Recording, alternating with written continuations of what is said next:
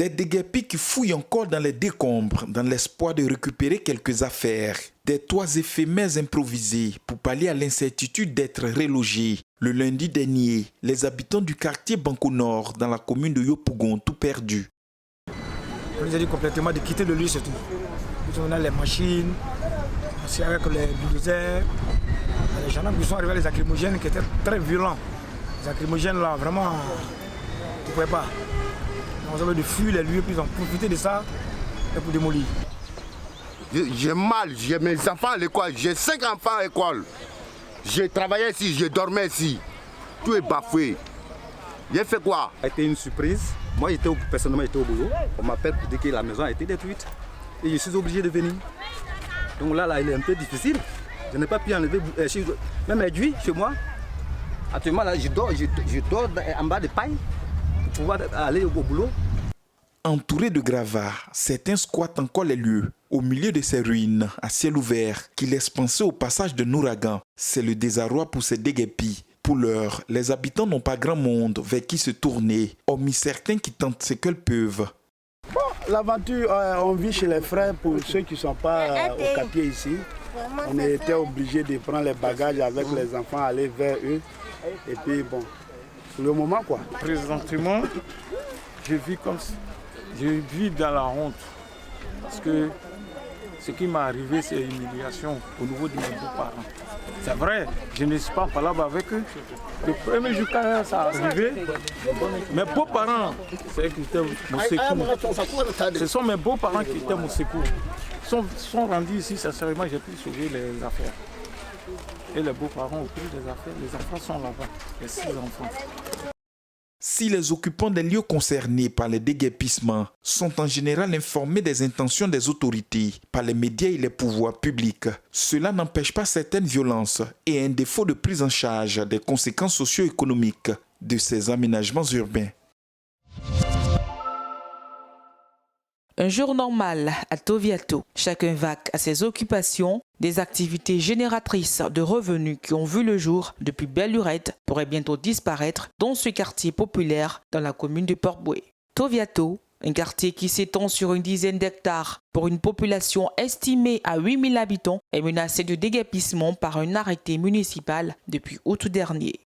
On a des soucis pour le moment parce qu'on a sollicité nos autorités pour qu'on puisse nous trouver un site de recasement. Les autorités nous ont demandé de faire des recensements. C'est des recensements en interne. Si c'est fini, on va déposer au qui de droit. Peut-être bon, ce qu'ils vont nous répondre, on ne sait pas la réponse qu'on va nous donner. Parce que ce site-là n'est plus garanti pour nous. Quelqu'un ne peut pas aller prendre une maison qui a 40 000, 50 000, 60 000. Et puis demain matin, tu n'auras pas à payer. Et puis on va venir déposer tes bagages dehors. Ça ne fait pas honnête d'un homme qui a des dignités. À en croire certaines sources, la mairie de Port-Bouët prétend que le gouvernement ivoirien et la société ivoirienne de raffinage exigent la libération des lieux qui présenteraient des risques du fait de l'érosion côtière et du pipeline de la Cire. Koulibaly Lonzani, président du quartier Toviato, lance un cri de cœur à l'État pour l'octroi d'un site pour un recasement possible. Nous, on demande vraiment à nos gouvernements, le président de la République et tous les membres du gouvernement, tous ceux qui peuvent mettre sa bouche pour parler dans notre affaire, pour nous trouver un site de recasement. Nous, on sollicite aujourd'hui, haut et fort, auprès du gouvernement, l'État fait pitié de nous. Pour rappel, cette population défavorisée du quartier Toviato est constituée essentiellement de femmes, d'enfants et des personnes du 3e âge installées sur ce site depuis l'aube des indépendances en 1962.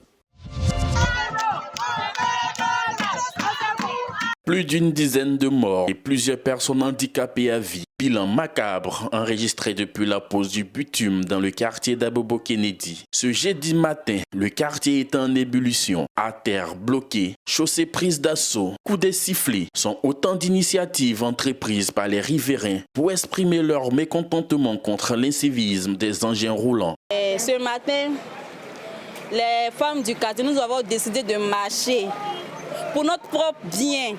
Nous sommes menacés. Les chauffeurs ne nous considèrent pas. Traverser là, c'est problème. À chaque fois, il y a accident, il y a des morts. des innocents à cause de quoi? Un enfant de 3 mois, 3 ans plus tôt, il a fait un accident, il est resté sur le champ. Et puis il y a une dame aussi qui a perdu 3 enfants aussi. C'est la cause de notre marche pour ce matin. Le souhait de la population est que l'État mette des feux tricolores à ce grand carrefour des dos d'âne. Je pense que les gens seront à l'aise. Suite aux manifestations, les populations ont été entendues par les autorités. Je pense bien que le maire et le commissaire nous a vraiment rassurés. Donc dans les jours à venir, nous allons voir qu'est-ce qu'ils vont faire concrètement. Ils nous ont promis les dos d'âne parce que vraiment nous avons besoin des dos d'âne. À défaut des dos d'âne, vraiment si on peut avoir les balises en attendant que les dos d'âne arrivent, vraiment ça va nous faire plaisir. Parce que vraiment l'incivisme tue la population de Kennedy-Kouloucha, précisément mosquée Nabintou Sissé. La route, facteur de développement, est source de désarroi pour les populations d'Abobo-Kennedy. Les riverains attendent donc beaucoup des échanges entamés avec les autorités locales.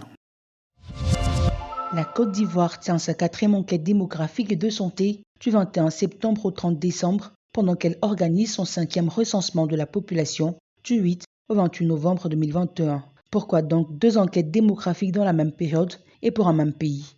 Ces 2 opérations sont complètement différentes, en ce sens où l'enquête démographique et sanitaire permet de disposer de données fiables et comparables au niveau international sur les indicateurs clés de fécondité, de mortalité, d'éducation, de protection, de santé maternelle et infantile, de santé de la population, de VIH et d'autres caractéristiques liées à la santé.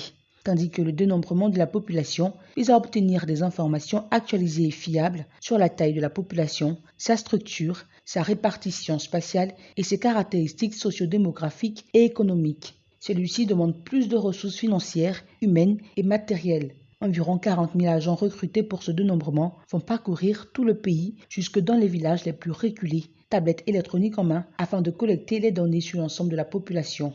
Alors que seulement 400 agents seront déployés sur le terrain pour l'enquête démographique et sanitaire et parcourront 15 092 ménages. Ce qu'il faut retenir, c'est que le recensement général de la population et de l'habitat est une opération de dénombrement de la population qui vise à recueillir des données démographiques, sociales et économiques sur toute la population vivant sur le territoire national, qu'elle soit ivoirienne ou étrangère. Ces informations sont utiles pour connaître le manque d'infrastructures pour la population en ce qui concerne l'éducation, la santé, l'eau et l'électricité. Tandis que les résultats de l'enquête démographique et sanitaire permettent d'apprécier les véritables progrès réalisés dans le domaine de la santé et d'identifier les défis à relever pour l'amélioration substantielle des conditions de vie des populations. En d'autres termes, elle aide à mieux planifier, suivre et évaluer les programmes de santé, de population et de protection des individus. Toutes les populations, notamment les chefs traditionnels, guides religieux, leaders d'opinion et la presse, sont invités à se mobiliser pour la réussite de ces opérations, car des actes de développement doivent en découler. Les week-ends disent long, à l'instar de celui que nous venons de vivre, les travailleurs dans leur ensemble en raffolent. Et parmi les destinations de prédilection, les plages. Nous avons promené notre caméra sur le littoral de la région des Grands Ponts.